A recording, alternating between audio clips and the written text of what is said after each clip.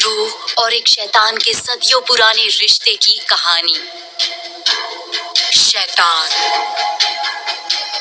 आबादी से कोसों दूर 5 पहाड़ियों से घिरा बल्लभपुर का जंगल कुदरत के किसी अजूबे से कम नहीं था।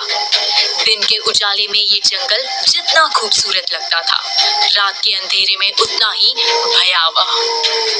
बल्लभपुर का फॉरेस्ट रेंजर राघव अपनी जीप में बैठा ड्यूटी से वापस लौट रहा था। तभी अचानक उसकी नजर दूर रास्ते के बीचों बीच खड़ी एक परछाई पर पड़ी।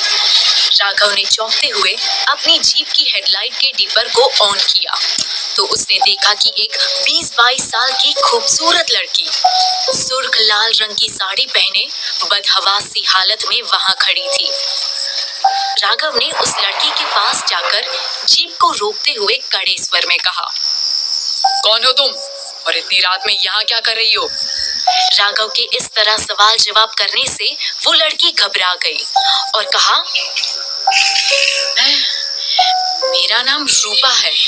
इस जंगल की दूसरी तरफ मेरा घर है। आज बल्लभगढ़ में एक रिश्तेदार के यहाँ शादी थी, वहीं से लौट रही थी, लेकिन रात में कुछ भी साफ साफ दिखाई नहीं दे रहा था, इसलिए रास्ता भटक गई। रूपा की बातें सुनकर राघव ने चौंकते हुए उससे पूछा, अजीब लड़की हो, इतनी रात में जंगल से होते हुए अपने घर जा रही हो और वो भी अकेले। आओ, मैं तुम्हें तुम्हारे घर छोड़ देता हूँ। राघव के कहने पर पहले तो रूपा ने थोड़ी ना नुकुर की, लेकिन राघव के जिद करने पर वो मान गई। राघव ने जीप घुमाई और जंगल के दूसरी तरफ रूपा के बताए रास्ते पर चल पड़ा। कुछ देर की खामोशी के बाद धीरे धीरे राघव और रूपा के बीच बातों का सिलसिला शुरू हुआ।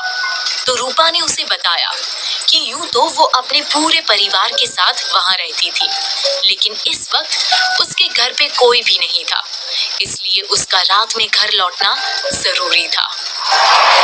कुछ ही देर में जीप जंगल के दूसरी छोर पर पहुंच गई और दूर से ही राघव को एक आलीशान हवेली नजर आने लगी। हालांकि राघव पहले भी इस रास्ते पर कई बार आ चुका था, लेकिन उसने आज से पहले वहां कोई हवेली नहीं देखी थी, इसलिए रातों रात उस हवेली को वहां देखकर राघव चौंक गया। लेकिन इससे पहले कि वो कुछ कह पाता, रूपा ने अपनी मुट्ठी खोलकर कुछ प्राचीन जंगली बूटियों वाला पाउडर राघव पर फूंक दिया और देखते ही देखते राघव रूपा के प्यार में मदहोश होकर सब कुछ भूल गया। पूरी तरह से रूपा के सम्मोहन में बंधे राघव ने हवेली के बाहर जीप रोकी और रूपा के पीछे पीछे हवेली के अंदर दाखिल हो गया। लाल पत्थरों से बनी वो हवेली बेहतरीन नक्काशी और कारीगरी का जीता जागता उदाहरण थी, लेकिन राघव के दिमाग में तो रूपा का आकर्षण छाया था और रूपा भी उसे पूरा मौका दे रही थी। अचानक रूपा ने मुस्कुराते हुए राघव की तरफ देखा और राघव को अपने आगोश में लेने ही वाली थी। तभी ऐसा लगा जैसे किसी ने रूपा को खींच के एक तरफ फेंक दिया हो। राघव भी हैरान रह गया था। रूपा एक तरफ गिरी हुई थर-थर कांप रही थी और पूरे कमरे को एक काली परछाई ने घेर लिया था। वो परछाई नुमा शैतान रूपा की तरफ पलटा और चिंगाड़ते हुए रूपा से कहा, ये तुम क्या करने जा रही थी रूपा? उस परछाई की आवाज सुनकर राघव पर रूपा का सम्मोहन भंग हो गया और एक झटके के साथ राघव अपने होश में आ गया और उसे एहसास हुआ कि वो किसी आलीशान बंगले में नहीं, एक गुफा में है और उस गुफा में इस समय रूपा और उसके बीच एक काली परछाई मंडरा रही है जो रूपा पर भड़क रही थी। उस परछाई ने चीखते हुए रूपा से कहा, ये वो नहीं जिसकी हमें तलाश है रूपा। तुमसे इतनी बड़ी गलती कैसे हो गई? तुम ये कैसे भूल गई कि हमारे मकसद को पूरा करने वाला कोई साधारण इंसान नहीं हो सकता। वो तो महाबलशाली, परम प्रतापी, योद्धाओं का योद्धा और राजाओं का भी राजा होगा। पिछले 1000 सालों से हमने जिसका इंतजार किया है वो इतनी आसानी से हमारे हाथ नहीं लगेगा, लेकिन अब तुम्हें उसे जल्द ही ढूंढना होगा रूपा, क्योंकि उसके मिलने के बाद ही हमारा मकसद पूरा होगा और उसी के साथ कायम होगी इस दुनिया पर शैतान की हुकूमत। राघव ये सब सुन रहा था। उसके चेहरे पर मौत का खौफ साफ नजर आ रहा था। उस काली परछाई वाले शैतान ने एक बार फिर रूपा पर दहाड़ते हुए कहा, जो गलती तूने की है उसे तू खुद ठीक कर। इतना कहकर परछाई वाला शैतान वहां से गायब हो चुका था। राघव ने वहां से भागने की कोशिश की, लेकिन वो जैसे ही पलटा उसने रूपा को अपने सामने पाया और अब रूपा उसके सामने एक खौफनाक रूप में अपने हाथ में एक गंडासा पकड़े खड़ी थी। इससे पहले कि राघव कुछ समझ पाता, रूपा ने अपने गंडासे का वार राघव की गर्दन पर कर दिया था और राघव का सर धड़ से अलग हो चुका था।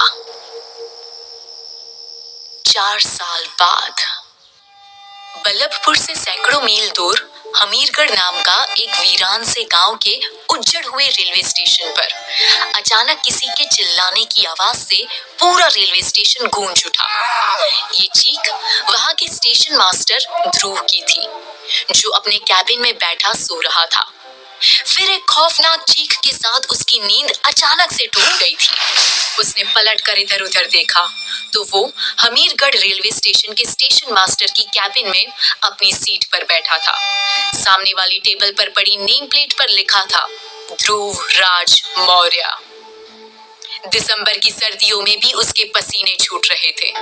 पिछले कई दिनों की तरह आज भी उसकी नींद एक भयानक सपने से टूटी थी। उसने बदहवासी में अपनी जेब से रुमाल निकालकर चेहरा पोंछा और कुछ सोचकर अपने डेस्क की तरफ बढ़ा। उसने डेस्क में बने ड्रॉअर को खोला। डेस्क में कुछ चीजें थी, कुछ पुरानी डायरी थी, किताबें थी। ध्रुव ने उन किताबों के बीच संजो के रखी एक तस्वीर निकाली और गौर से उस तस्वीर को एकटक देखता रहा। ये पुरानी तस्वीर किसी राजघराने की पारिवारिक तस्वीर थी। कुछ 15-20 लोगों की ग्रुप फोटो में सभी उम्र की स्त्री, पुरुष, बड़े बुजुर्ग सभी लोग सुंदर रजवाड़ी कपड़ों में थे और इस तस्वीर में एक और राजकुमारों वाले पोशाक में खड़ा था ध्रुव। वो फोटो देखकर ध्रुव के मन में यादों का एक बवंडर उठ रहा था और उसकी आंखों में आंसू आ गए थे। क्या स्टेशन मास्टर ध्रुव का संबंध किसी राज परिवार से था? क्या था ध्रुव के भयानक सपनों का राज? क्या रूपा की तलाश ध्रुव पर खत्म होने वाली थी? जानने के लिए सुनिए शैतान का अगला भाग।